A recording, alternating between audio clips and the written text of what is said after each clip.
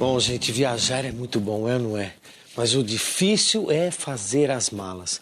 E como eu não quero levar muita coisa, porque eu vou ficar trocando de cidade toda hora, o desafio é ainda maior.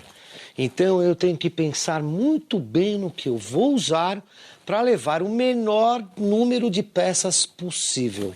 Uma mala mal organizada é uma mala que você leva muita coisa, excesso de peças, de sapatos, de tudo, sem pensar antes no que você vai fazer, nos dias, na quantidade de dias que você vai ficar, no clima do local e principalmente na combinação entre as peças. Então, qual que é a dica? Que ele pegue 2 bermudas de cores neutras e combine com camisetas coloridas, ou ele pegue 2 bermudas listrada ou coloridas e combine com camisetas de cores neutras. Se ele for para a praia, por exemplo, ele pode levar um tênis, e pode levar uma sandália, né? Mesmo o homem, uma sandália de couro, que tem que combinar com as 2 bermudas e com as camisetas que ele está levando.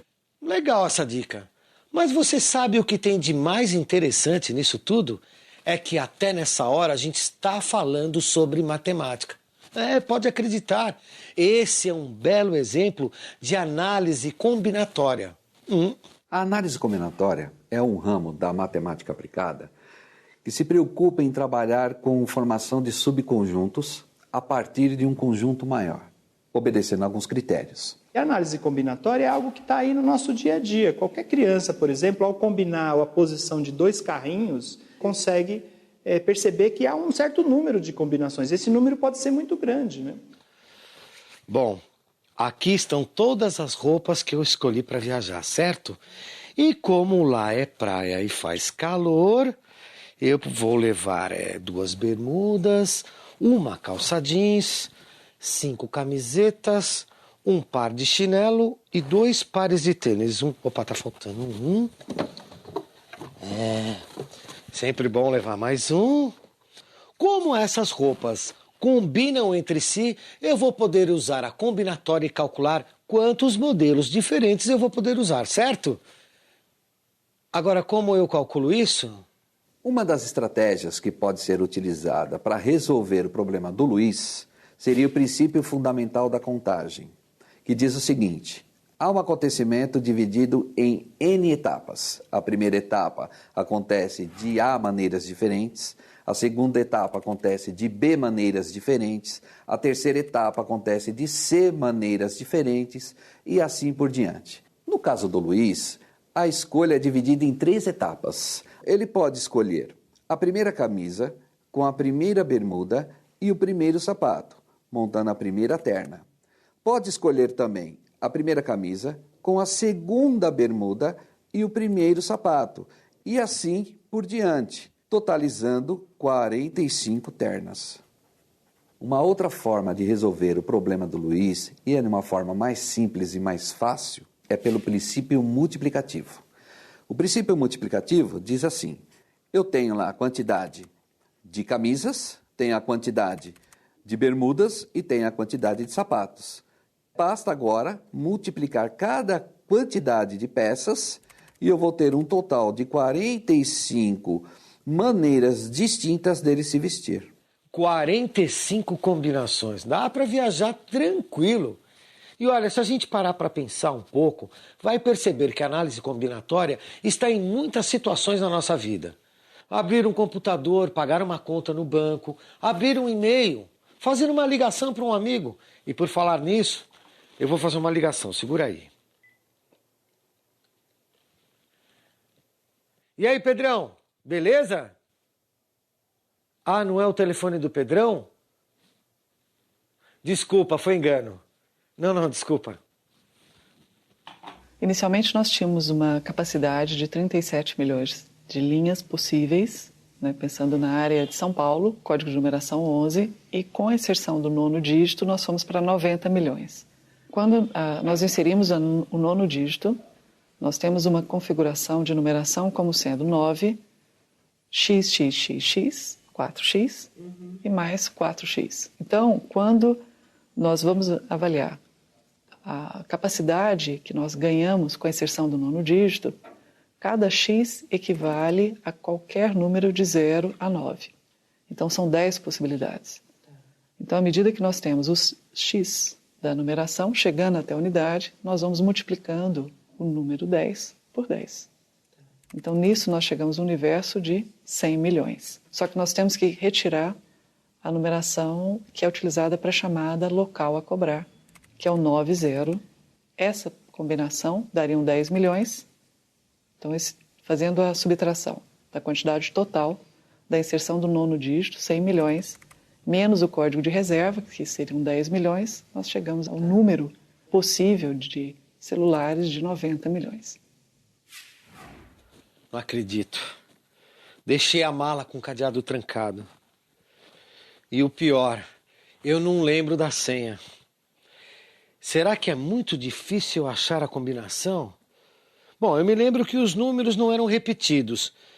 E eram 1, 2, 3 e 4, mas não lembro a ordem que eles estavam.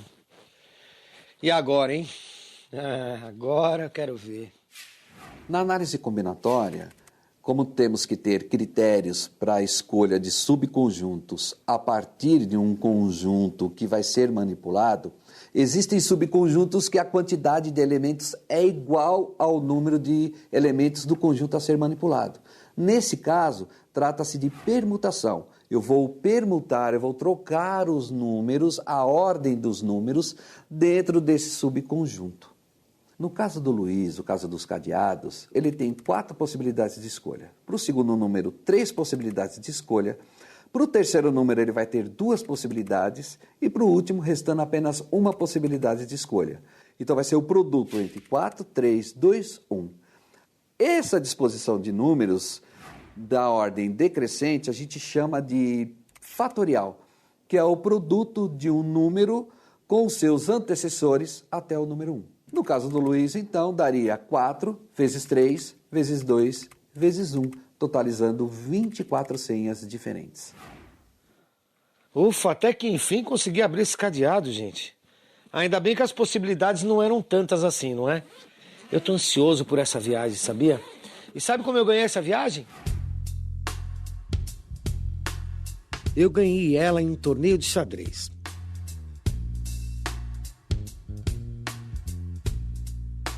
Checkmate.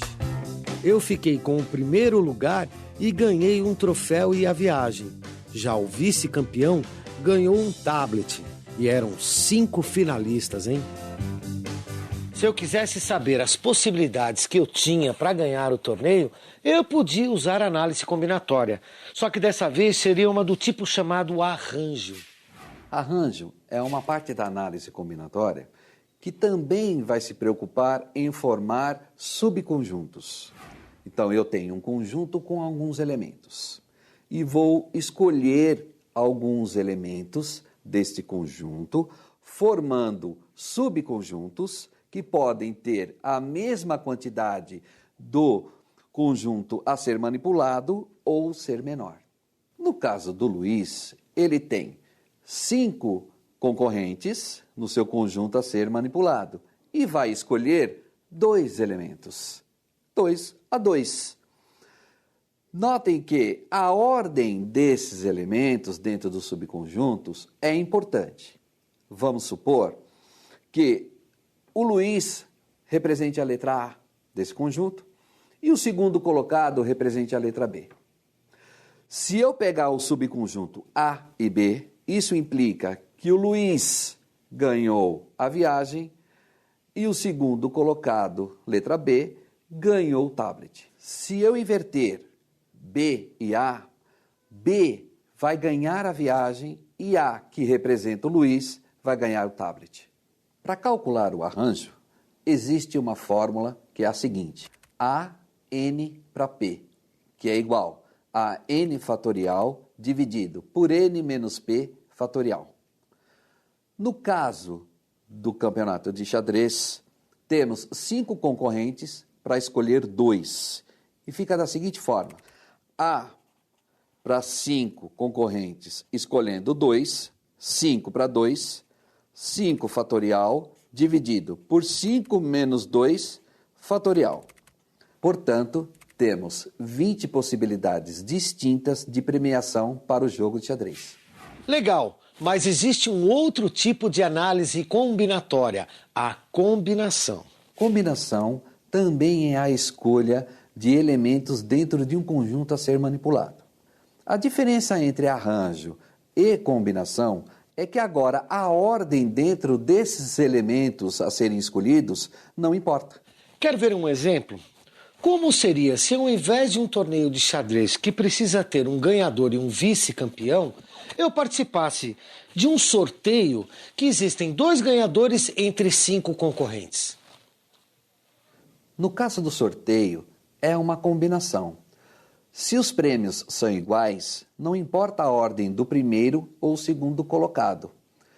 Neste caso, usando a combinação, eu vou usar a seguinte fórmula. Combinação C, N para P, igual N fatorial dividido por N menos P fatorial vezes P fatorial. Esse P fatorial que aparece a mais, ele significa que eu estou subtraindo os elementos que são iguais. Por exemplo, A e B, B e A dentro do subconjunto. Combinação de 5 para 2 vai ser igual a 5 fatorial, 5 menos 2 fatorial, vezes 2 fatorial. Vai resultar no numerador 20, no denominador vai resultar 2, e 20 dividido por 2 é igual a 10. Ou seja, temos 10 possibilidades diferentes para o caso do sorteio.